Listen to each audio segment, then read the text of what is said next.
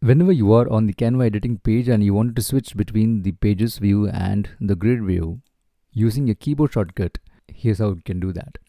Hit on Ctrl Alt 1 on your Windows keyboard and perhaps the corresponding keyboard shortcut on your Mac to switch between this grid view and the pages view. I'm hitting Ctrl Alt 2 now to get to this grid view and Ctrl Alt 1 to get to the pages view.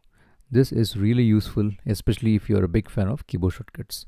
And in addition, you can also hit on your / on the keyboard to bring up this quick actions menu, wherein you can further find a lot of other nifty keyboard shortcuts. So T for text